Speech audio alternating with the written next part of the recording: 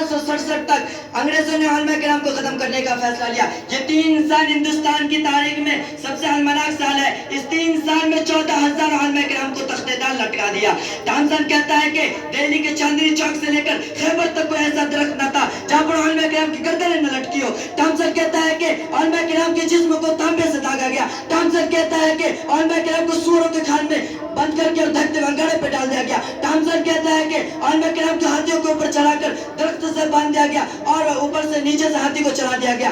Thompson कहता है कि लाहौर की शाही मस्जिद जिसके सहन में अंग्रेजों ने फांसी का फंदा बनाया हुआ था, एक दिन में 80 उलमा किराम को फांसी दिया जाता था। थॉमसन कहता है कि लाहौर के दरियावाड़ी में 80 उलमा किराम को पोड़ियों में बंद करके ऊपर से निशाना लगाया जाता था। थॉमसन कहता है कि मैं जब दिल्ली में अपने खेमे में गया तो मुझे मुर्दार की बू महसूस हुई। मैं अपने खेमे से बाहर चला गया तो देखता हूँ कि आग के अंगारे दहक रहे हैं।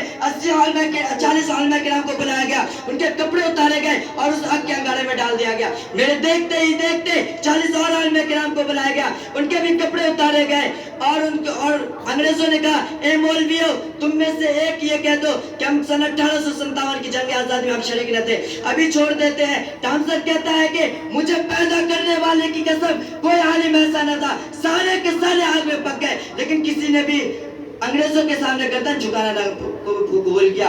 मेरे दोस्तों, शेखुल हिंद रहमतुल्लाह अलैह के सबसे चहीता और हर दिल अजीज शागिर्द शेखुल इस्लाम हज़रत मौलाना हुसैन अहमद मदनी रहमतुल्लाह अलैह खिलाफत कॉन्फ्रेंस कराची में ऐसे वक्त तशरीफ ले गए जहाँ पर उनको गोली मार देने का हुक्म मिल चुका था।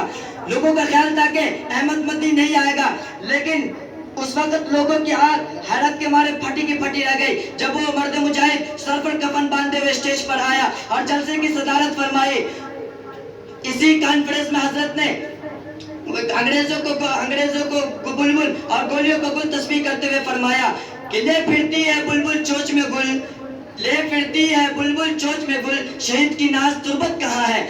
रावी कहता है कि जब हजरत ने इशार पढ़ा, लोग जोश में आकर आधे घंटे तक मुसलसल नारे लगाते रहे और अपने उलमा किराम की कुर्बानी और अपनी एक फतवे की जानिब इशारा करते हुए अंग्रेजों को मुखालिफ करते हुए फरमाया कि खिलौना समझकर ना बर्बाद करना, कि खिलौना समझकर ना बर्बाद करना, हम भी किसी के बनाए हुए हैं। फिरंगी की फौज में हुर्मत के फतवे, फिरंगी की फौज में हुर्मत के फतवे सरदार चढ़ के गाए हुए हैं। वो शजरे आजादी के खून देकर सींचा, वो शजरे आजादी के खून देकर सींचा, फिर फल इसने के पकने को आए हुए हैं। लेकिन कितनी बर्बादी थी मुकद्दर में आबादी के बाद, कितनी बर्बादी थी मुकद्दर में आबादी के बाद, क्या बताऊं हम पर क्या गुजरी है आजादी के बाद।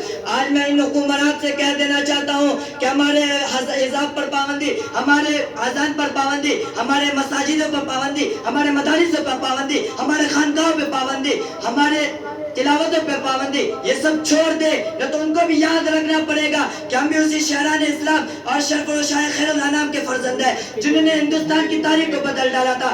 एक बार फिर हम भी तारीख को बदल कर दिखला देंगे। सरफरोशी की तमन्ना अब हमारे दिल में है, सरफरोशी की तमन्ना अब हमारे दिल में है, देखना है जोर कितना बाजुए का दिल में है।